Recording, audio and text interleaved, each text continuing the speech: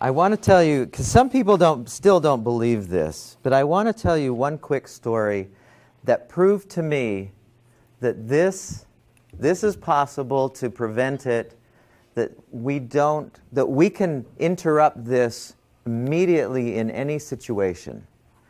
Because some people think, well, I just can't. Any people in here who are, what do you call it? They have road rage? Does anyone in here have road rage? Do you? A few of you?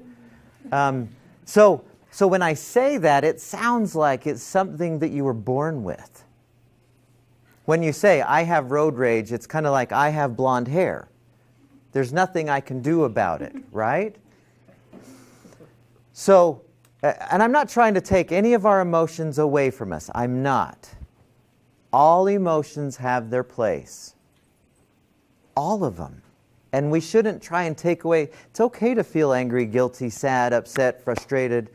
But what I want us to get to is we recognize we're the ones who are doing it, not somebody else. And if you want to be sad, be sad. It's okay. But just recognize it's what you're doing, how you're thinking about it.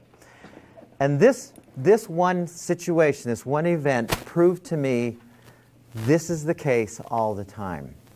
My daughter was playing in a soccer match once. She was playing in a soccer match in Mountain Green one Saturday.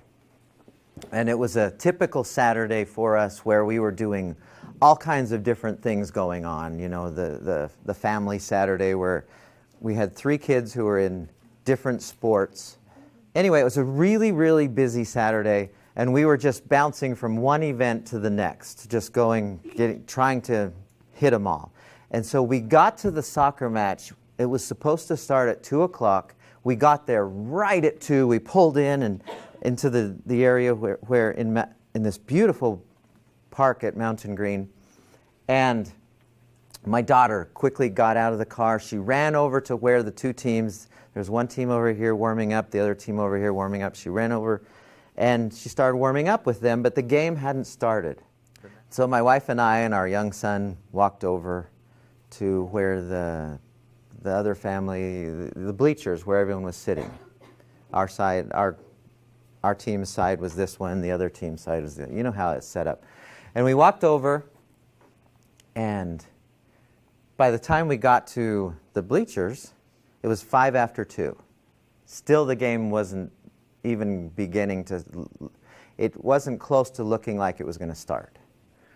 And so we thought, this is strange. Usually soccer games never start late. They're really, really prompt about time. And we heard the parents were kind of, oh man, we've got things to do. Do you realize that we're not starting and we've got 7 other things yet to do? You know, they were just, you know how you do. And 10 minutes after 2. Still nothing. And we realized, oh, you know why? Because is it center ref? Okay. He wasn't there. He hadn't shown up. And the parents realized this, all the parents, and they were just you and me kind of parents. I mean, these were normal families, just like anybody else. And they were just getting so mad. This guy is ruining our Saturday. 15 minutes passed, and they wanted to kill this guy. Are you kidding me? This guy's... What a horrible ref to show up so late. And they were plotting ways to ruin this guy's life.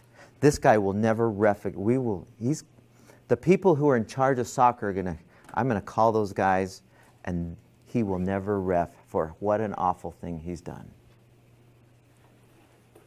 And it was just, my son and I, we had to step off the bleachers because it was so intense, that anger.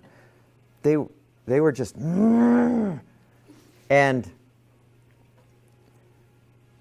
it was about that time when the side ref, the guys with the flags that call the offsides, does everyone know what I'm talking about? He got a phone call and all the parents are like, oh, we know who that is. And you tell him. I mean, they were so mad. And And so we see this guy talking on the phone to, and it was the ref. We see the flag ref talking to him, and he's going, yeah, okay, I'll tell them. And the guy comes over. He comes over and stands in front of, so here's the parents. He comes over, and you could even hear some of them saying, no matter what he said, he's dead. We're going to kill this guy because for ruining our Saturday. It was that intense. I couldn't believe it. And he said, that was the ref, and he wanted me to let you know that his son had been in a horrible accident in North Ogden, and he had to take care of the affairs of it before he could get here. He's doing everything possible to get here as fast as possible. But he had to take him to Instacare there in North Ogden before, and make sure that his son was okay. And he did turn out okay, but it was a really bad accident. Now, what do you think happened collectively to everybody in the stands? What do you think happened when you say, what do you mean perspective? Well, I think they probably went, oh, well, okay, that's okay then. They just caught him. I mean, it caught him immediately where they just went, whoop. I mean, if that were you, how would you, if you were the fans in the stands, what would you have done when you hear that? Sympathize. Yeah. It was so amazing and it was so dramatic. Nothing had changed about the events of the day, and yet all they did was they thought about it in a different way. They went, oh my gosh, I don't know the last thing about reffing. I'll go pull flags and do whatever you do aside. Tell him he doesn't even have to come. We can play another day. It was so powerful that I saw it was on a dime from anger to empathy, anger to love, anger to compassion in an instant. And as I watched that, I went, there's the evidence right there.